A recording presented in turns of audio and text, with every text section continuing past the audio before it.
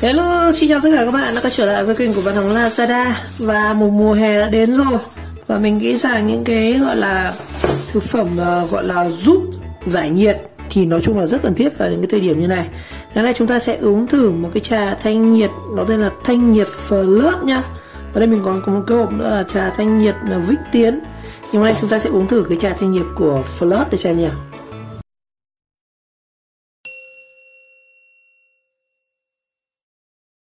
Rồi, mình chọn uống cái trà thanh nhiệt Flirt này thì tại vì hộp nó đẹp hơn anh ạ. Thứ nhất là nó có tem này này, nó có tem chống hàng giả này, và mình có thể cào được cả cái tem này ra luôn, đi cào thử luôn ra. Không cào được quá. Tôi thử cào thử cái tem này xem như nào. Mình cào xong mình có thể gửi đến tin nhắn đến nữa, sao không cào được nhỉ? Cày quá mà không cào được bằng tay, phải cào bằng cái mũi kéo này mới được này.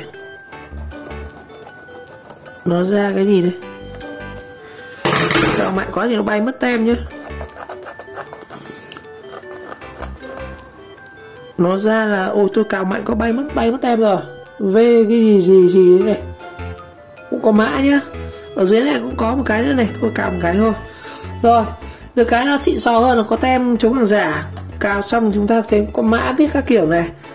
Hộp thì đóng gói khá là đẹp, vuông vức giống bánh xà phòng. Đây, ngày sản xuất là ngày 20 tháng 1 năm 21, và sử dụng lên tới là 3 năm, 19 tháng 1 năm 24 nhỉ. 3 năm cái trà này. Sản xuất tại công ty cổ phần Kinh Pha Việt Nam, địa chỉ ở Hưng Yên. Đó. Sao dưới là công ty thực vượng, trên này thấy Kinh Pha nhỉ? À đây, thương nhân chịu trách nhiệm về sản phẩm thì là của công ty Kinh Pha này, còn sản xuất thì là sản xuất ở công ty Vinh Thịnh Vượng. Nó hai ông khác nhau. Rồi ôi, thanh nhiệt Flirt. Một gói này thì là 7g và chúng ta sẽ có là 6 gói. Giá thì nó rơi vào khoảng tầm 23.000 nha anh em. 23.000 gói này. Mình có thể mua ở các chuỗi siêu thị của Vinmart, Lotte, Copomart, nói chung siêu thị có bán này. Thanh nhiệt Flirt của Kinh Pha này, có cái logo nhà vua. Đó. Thành phần của nó thì chúng ta sẽ có quả la hán này, chiết 20g quả la hán, chiết xuất hoa cúc 250g, chiết xuất đạm trúc diệp, nghe rất là lạ luôn, chiết xuất atiso. Atiso là cái sản phẩm giúp mát gan bổ thận, nghe rất nổi tiếng rồi. Chiết xuất rau má thì đúng là thanh nhiệt thật. Chiết xuất nhân trần, chiết xuất rễ cỏ chanh. Phụ liệu chúng ta sẽ có lacote và đường, một gói cốm. Một gói nó sẽ là 7g và cộng trừ 7%. Cái sản phẩm này nó sẽ công dụng này, quan trọng này, hỗ trợ thanh nhiệt, mát gan, thông mật, tăng cường giải độc gan, hỗ trợ làm giảm các triệu chứng nước tiểm, sẫm màu, tiểu ít, táo óc. Nói chung ngày hè nóng ông nào nhậu rượu bia nhiều ấy, uống cái này tốt. Đó. Mà tôi mua về uống thử xem nào. Đó. Hộp khá là đẹp, bây giờ mình sẽ bóc ra bên trong nhé. Hai mặt thì đều được dán cái tem chống hàng giả này, rất là xịn. Tem còn nguyên luôn này, chưa bóc này. Cái này biết ngay test tem này. Đó. Xem bên trong nó có cái gì nào. Dạch bên này đi, bên này nó lại cào rồi. Thanh nhiệt Flirt anh ạ. Nhìn nó gói đẹp lắm anh ạ, trong nó còn một gói bạc nữa. Đây. Trong là có một gói như gói bánh như này. Xịn sò. Nói chung là cái sản phẩm này mình thấy khá là tốt. Thứ nhất là có cái tem này dai, rất là dai này, kẻ cào. Trong này chúng có một tờ hướng dẫn như kiểu uống thuốc thôi anh ạ. Thanh nhiệt Flirt này. Rồi. Nó lại nói chung là vẫn lại các cái kiểu này, cách uống thế nào. Những cái trên mình vừa điểm qua rồi, các thành phần của nó này, công dụng này, đối tượng sử dụng này, cách dùng này. Người lớn thì uống một gói một lần, có thể uống từ 2 đến 3 lần một ngày. Tức là một ngày chúng ta có thể uống 3 gói à. Sau ăn, đó, sau ăn sáng và trưa, tức là ăn no xong thì mới uống nhá. Trẻ em trên 2 tuổi, đó, hòa một cốc và chờ tan hết rồi uống. Ô, cái này thì như không phải uống nước sôi anh ạ. Cho một gói cốc nước, chờ tan hết rồi uống. Ô, cái này hay quá. Như vậy không phải uống nước sôi anh ạ, đổ nước vào uống được luôn. Đó. Nó có 2 công ty chịu trách nhiệm về sản phẩm này. Thứ nhất là công ty chịu trách nhiệm về sản phẩm là công ty này, và công ty sản xuất thì là công ty này. Nghe cũng hơi lằng nhằng một chút. Rồi, tôi sẽ bóc cái này ra nhá. Rồi chúng ta sẽ có một gói này. Đẹp. Nhưng mà giá như bên trong này chúng ta in lên cái logo nên chỉ nhìn nó sẽ chuyên nghiệp hơn. Trong này đóng mỗi cái bạc thôi. Còn bên trong nhá, bên trong này, tại vì sao họ không in cái logo ở ngoài, tại bên trong nó lại có cái đẹp. Sản phẩm gói mình thấy rất là chuyên nghiệp. Gói bằng bạc nhá, không phải túi ni lông hay là nhựa đâu, mà gói bằng giấy bạc, rất xịn sò. Thanh nhiệt Plus.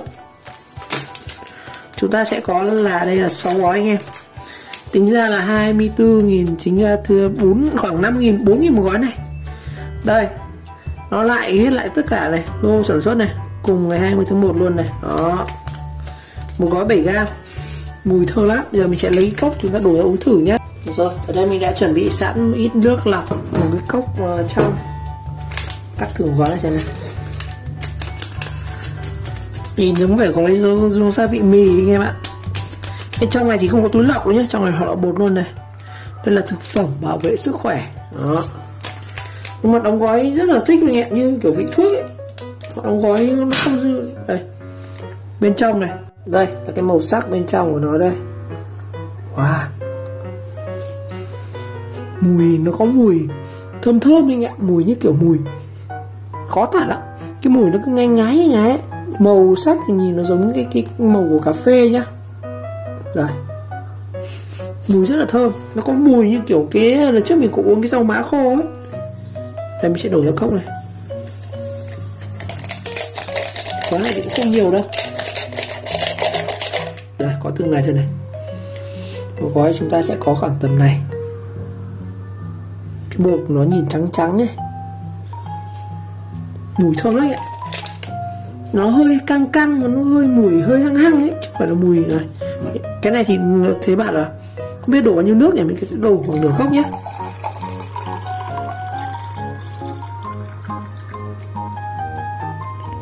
Đây, đổ tầm này đi.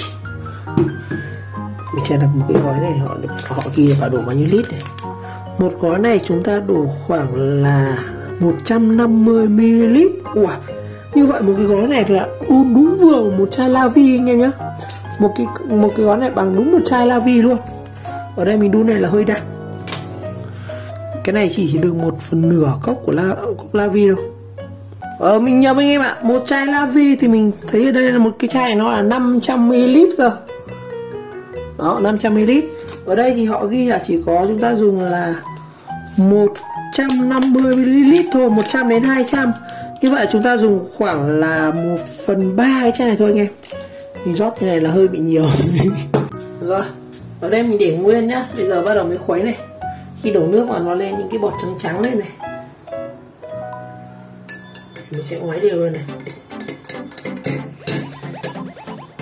Thằng này khi mà chúng ta cái màu sắc của nó khi mà sử dụng nó sẽ là cái màu nâu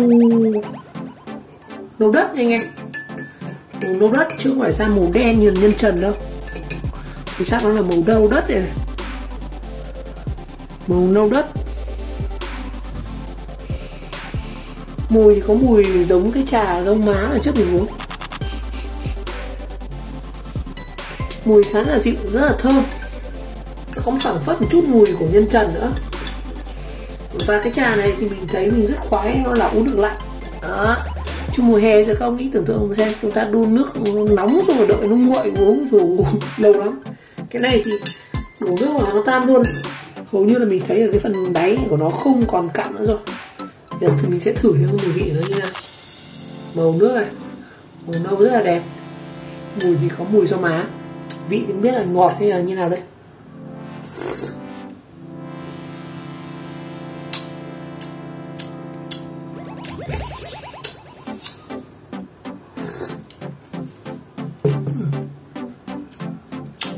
Nó hơi nhạt anh ạ.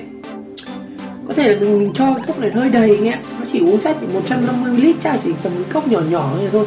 Cốc này hơi lớn nên uống hơi nhạt.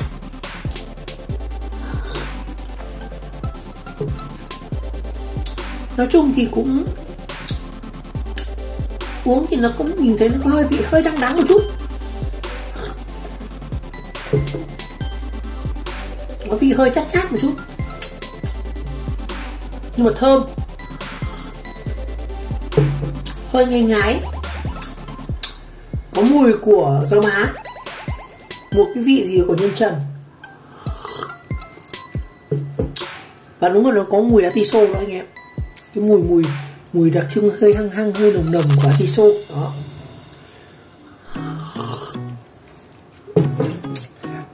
Đây chúng ta xem một cái gói này. Ở đây có 4 thành phần này như mình vừa tả đây: atiso, rau má, nhân trần và hoa cúc. Cái hoa cúc này thì theo mình được biết thì là rất tốt để ổn định đường huyết. Và cái hoa cúc, trà hoa cúc này thì là một cái sản phẩm mà được dùng để cho những người tiểu đường hay uống. Còn atiso thì nó có tác dụng là mát gan giải thận rồi. Những người là bị mỡ máu này, gan nhiễm mỡ này thì thường người ta hay sử dụng atiso. Và atiso thì nó cũng giá cũng khá là đắt, 150 một lạng hay sao. Còn cái rau má thì nó là một cái thực phẩm thì khá là bình dân rồi, uống giải nhiệt ngày hè, người ta hay xay nước rau má để uống. Còn cái nhân trần này thì nó quá là phổ biến rồi, trà đá nhân trần. Riêng mình rất thích uống nhân trần tại vì nó hơi ngọt ngọt của vị cam thảo. Cái cúc hoa này rất tốt cho người tiểu đường. Ngoài ra thì nó cũng có rất nhiều các thành phần khác trong này đó, rễ cỏ chanh này, chiết xuất đạm trúc diệp này đó. Nói chung mình nghĩ cái sản phẩm này thì hợp với các cụ uống hơn anh ạ. Nó không ngọt như là các sản phẩm giải khát, mà cái số lượng của nó thì cũng không được nhiều lắm. Một cái này chỉ có 6 gói thôi. Nếu mà theo mình nghĩ thì nếu mà cái sản phẩm này mà làm được nhiều gói hơn thì uống sẽ là ơn anh ạ. Một gói để uống một cốc này thì nó cũng hơi hao.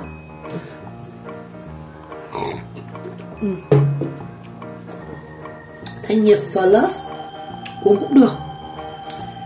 Xem nào.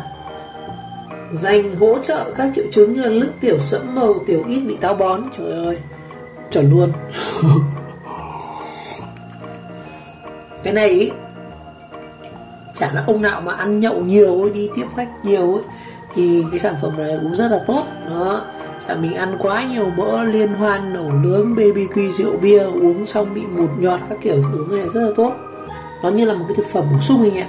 Cái này nó kiểu như là thuốc ấy chứ không phải là uống kiểu như là uống giải khát đâu. Mình thấy uống cũng khá là dễ chịu. Mỗi tội nó không ngọt, nó hơi chát đúng. Nhưng mà nghĩ kỹ trong cái vị hơi đắng đắng của nó, hơi khé khé của nó thì nó có cái vị rất là thơm. Dễ uống. Dễ uống so với trà đá. Theo cảm nhận mình dễ uống hơn so với trà đá ấy.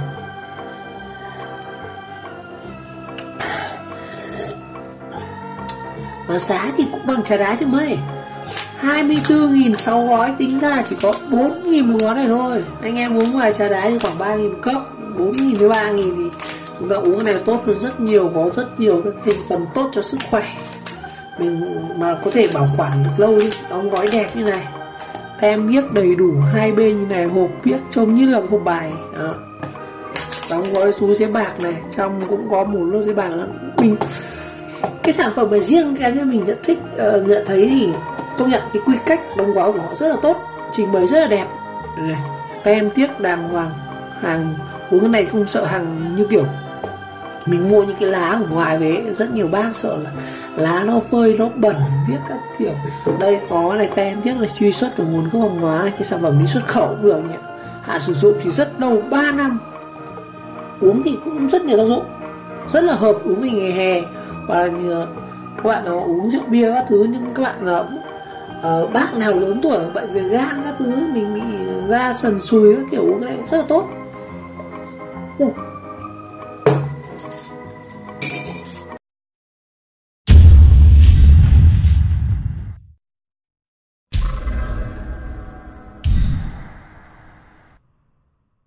Rồi, như vậy ngày hôm nay thì mình đã có một video review trên tay cái sản phẩm trà thanh nhiệt Plus cúng thảo mộc thanh nhiệt mát gan đó. Cảm nhận của mình đầu tiên với sản phẩm này là mình rất thích với quy cách đóng gói của nó, rất chuyên nghiệp. Có sản phẩm Việt Nam nhưng mà đóng gói cũng rất quốc tế luôn. Cái vị của nó uống thì mát, không ngọt, thơm. Nó hơi hăng một chút mà uống thì cũng dễ uống thôi, cũng không có gì khó khăn cả. Mà công dụng nó thì rất tốt, đặc biệt là ở trong những ngày hè nóng thì uống thì giải nhiệt. Rồi một lần nữa cảm ơn các bạn đã theo dõi video clip, và nếu thấy video hay và ý nghĩa thì các bạn nhớ like, subscribe ủng hộ kênh và chờ đón các video tiếp theo. Mình sẽ có trải nghiệm các cái sản phẩm khác tốt hơn, bổ hơn và rẻ hơn. Xin chào các bạn.